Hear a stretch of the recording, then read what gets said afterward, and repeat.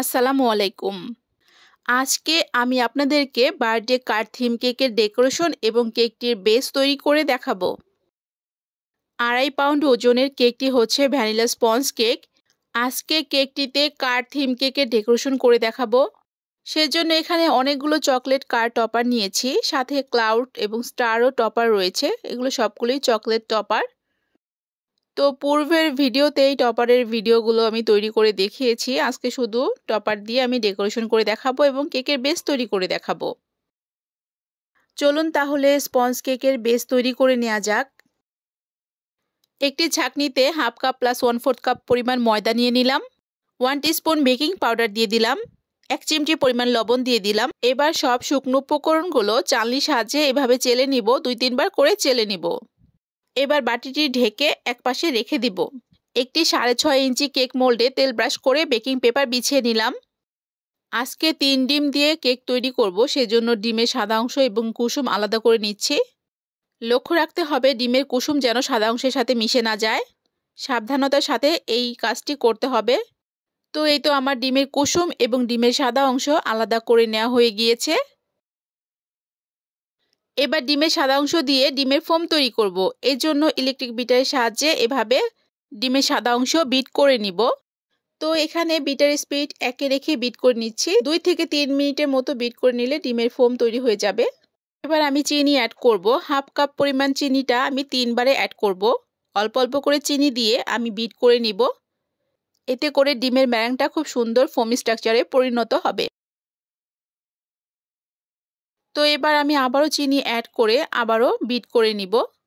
এখানে আমরা আইসিং সুগারও ব্যবহার করতে পারি, তবে আপনার কাছে আইসিং সুগার না থাকলে এই সাদা চিনিটাই ব্যবহার করতে পারেন। সেক্ষেত্রে এই বিটিং টাইমটা একটু বেশি লাগবে, কেননা চিনিটা গলে না যাওয়া পর্যন্ত বিট করে যেতে হবে এবং ভালো মতো বা পারফেক্ট ফোমি স্ট্রাকচারে পরিণত না হওয়া পর্যন্ত বিট করে যেতে হবে। 5 থেকে 6 মিনিটের মতো বিট করে নিলে এভাবে সুন্দর ফোমি স্ট্রাকচারে পরিণত হয়ে যাবে।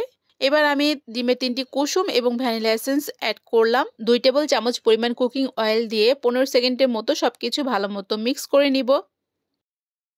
ওভারবিট অবশ্যই করব না, এতে করে ডিমের ফোমের বাতাস বের হয়ে যাওয়ার পসিবিলিটি থাকে।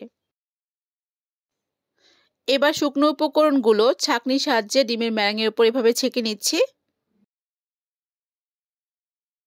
হ্যান্ড উইক্সের সাহায্যে এভাবে ঘুরিয়ে ঘুরিয়ে ডিমের ম্যারাঙের সাথে শুকনো উপকরণগুলো মিশিয়ে নিচ্ছি।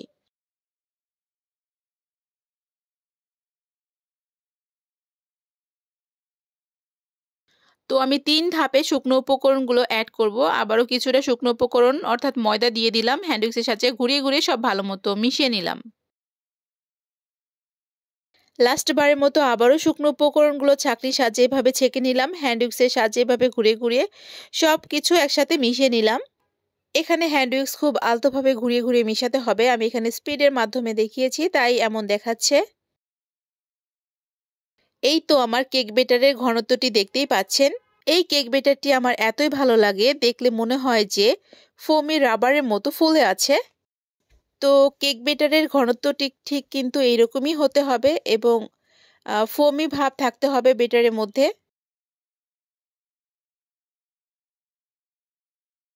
তো এবার আমি কেক মোল্ডে কেক বেটারটি ঢেলে দিচ্ছি।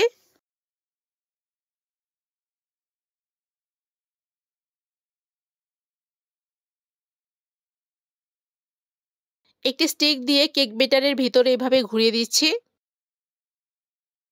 এবার 2 হাতের সাহায্যে কেক মোল্ডটিকে এভাবে ট্যাপ করে নিচ্ছি।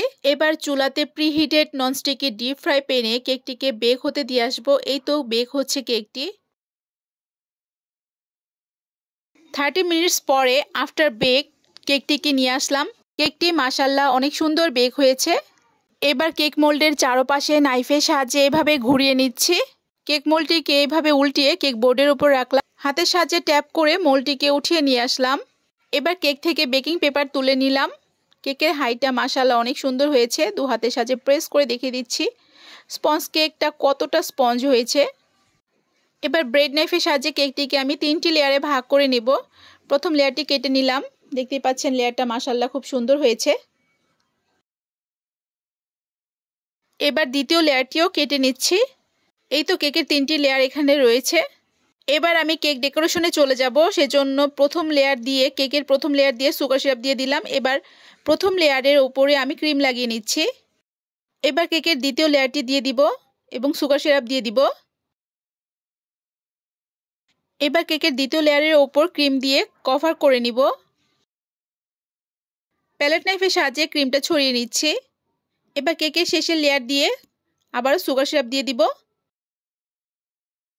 এবার ক্রিম দিয়ে পুরো কেকটিতে ক্রাম কোট করে নিব। কেকের নিচের দিকে সাইডেও ক্রিম দিয়ে কভার করে নিচ্ছি। তো আমার ক্রাম কোট করে নেওয়া হয়ে গিয়েছে। এবার আমি পুরো কেকটিতে ব্লু কালারের ক্রিম লাগিয়ে নিব। এবার প্যালেট নাইফের সাহায্যে কেকের ক্রিমের ফিনিশিং করে নিচ্ছি।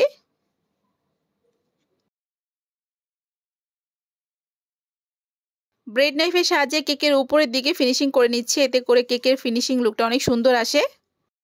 এই তো আমার কেকের ক্রিমের ফিনিশিং করে নেওয়া হয়ে গিয়েছে। এবার আমি চকলেট টপারগুলো সেট করে দিব কেকের উপরে। প্রথমে কার চকলেট টপারটি বসিয়ে দিলাম, এরপর স্টার চকলেট টপারটি বসিয়ে দিলাম। কেকের নিচের দিকে সাইডেও কার চকলেট টপারগুলো আমি বসিয়ে দিচ্ছি। এবার কেকের সাইডে আমি চকলেট টপারগুলো লাগিয়ে দিচ্ছি। কার চকলেট টপারের কথা বলবো, এগুলো যদি তৈরি করার সাথে সাথে কেকের ওপর সেট করে নেওয়া যেত তাহলে কিন্তু কেকের গায়ের সাথে চকলেট টপারগুলো একদম লেগে থাকতো। যেগুলো নিচের দিকে টপার রয়েছে কার টপারগুলো, সেগুলোর কথা বলছি। তো আমরা সবাই চেষ্টা করব তৈরি করার সাথে সাথে কেকে সেট করে নেওয়ার জন্য। তারপরও কিন্তু মাশাআল্লাহ আমার কেকটি অনেক বেশি সুন্দর হয়েছে। খুব দেখতে যেমন সুন্দর লাগছে, খেতেও অসাধারণ টেস্টি ছিল। তো এই তো কার থিম কেকের ডেকোরেশনটি কমপ্লিট করে ফেললাম। এই বার্থডে কার থিম কেকটি আমি আমার ছোট ছেলে আরিয়ানের বার্থডে উপলক্ষে বানিয়েছি। 2.5 পাউন্ড ওজনের এই কেকটি কিন্তু ভ্যানিলা বেসড ছিল। তো কেমন লেগেছে আজকে এই বার্থডে কার থিম কেকটি অবশ্যই কমেন্টস করে জানাবেন। চ্যানেলটিকে সাবস্ক্রাইব করবেন। আল্লাহ হাফেজ।